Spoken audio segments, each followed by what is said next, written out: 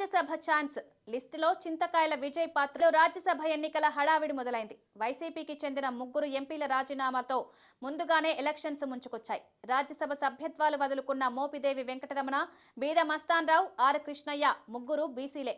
వెనుకబడిన వర్గాల నాయకుల రాజీనామాతో ఖాళీ అయిన స్థానంలో బీసీ నేతలకే అవకాశం ఇవ్వాలని డిమాండ్ పెరుగుతోంది. మరి రాజ్యసభ రేసులో టీడీపీ అధిష్టానం పరిశీలనలో ఎవరున్నారు? బీసీల నుంచి పోటీలో ముందున్న నేతలెవరో తెలుసుకుందాం. ఏపీ అసెంబ్లీలో తెలుగుదేశం కూటమికి 164 సీట్ల బలముంది. అంటే రాజ్యసభ ఎన్నికల్లో సీట్లన్నీ కూటమి ఖాతాలో పడడం ఖాయం. పార్టీ టికెట్ దక్కితే చాలు గెలిచినట్లే. దీంతో రాజ్యసభ సీటు దక్కించుకోవడానికి కూటమి పార్టీల నేతలు పోటీ పడుతున్నారు. రాజీనామా చేసిన ముగ్గురు వైసీపీ ఎంపీల్లో ఆర్ కృష్ణయ్య స్థానంలో బీజేపీకి చెందిన ఉత్తరాది నేతకు అవకాశం ఇస్తారనే టాక్ వినిపిస్తోంది. బీజేపీ పెద్దలతో ముందస్తు ఒప్పందంతోనే ఆర్ కృష్ణయ్య రాజ్యసభ సభ్యత్వాన్ని వదులుకున్నారని, అందుకే ఆ సీటు తమకే కేటాయించాలని ఢిల్లీ పెద్దలు పట్టుబడుతున్నారట. మిగిలిన 2 స్థానాల్లో బీద మస్తాన్ రావు ఖాళీ చేసిన స్థానం నుంచి ఆయన్నే మళ్లీ రాజ్యసభకు పంపుతారని సమాచారం.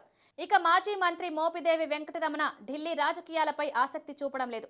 ఆయన స్థానంలో ఎవరిని రాజ్యసభకు పంపాలనే విషయంపై టీడీపీ అధిష్టానం కసరత్తు చేస్తోంది. రాజ్యసభ రేసులో ఇప్పటికే చాలా మంది సీనియర్ల పేర్లు వినిపిస్తున్నాయి.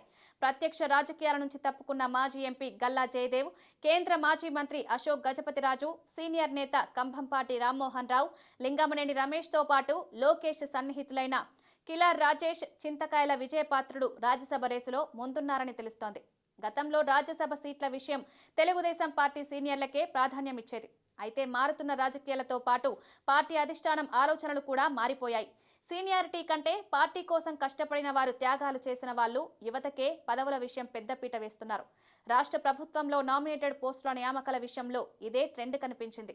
నామినేటెడ్ పదవుల్లో ఎక్కువ శాతం క్షేత్రస్థాయిలో పార్టీ బలోపేతం కోసం కష్టపడిన సామాన్య కార్యకర్తలు, యువతకే దక్కాయి.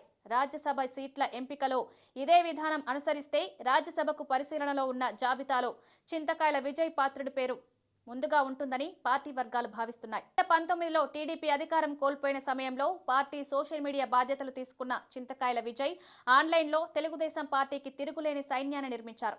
ఐటీడీపీ ఇన్ఛార్జిగా ఉన్న సమయంలో చింతకాయల విజయ్ పై వైసీపీ ప్రభుత్వం ఎన్నో కేసులు పెట్టింది. జగన్ సర్కార్ బెదిరింపులు లెక్క చేయకుండా పార్టీ కోసం నిలబడ్డారు చింతకాయల విజయ్. కేవలం ఆన్లైన్లో కాక క్షేత్రస్థాయిలోనూ జగన్ పాలనపై చింతకాయల ఫ్యామిలీ గట్టిగా గలమెత్తింది. సీనియర్ నేత, ప్రస్తుత అసెంబ్లీ స్పీకర్ అయ్యన్న పాత్రుడిని అరెస్టు చేయడంతో పాటు వాళ్ళ ఇంటిని కూలగొట్టిన జగన్ రెడ్డి అరాచక పాలనపై పోరాటం విషయంలో ఏమాత్రం వెనక్కి తగ్గలేదు.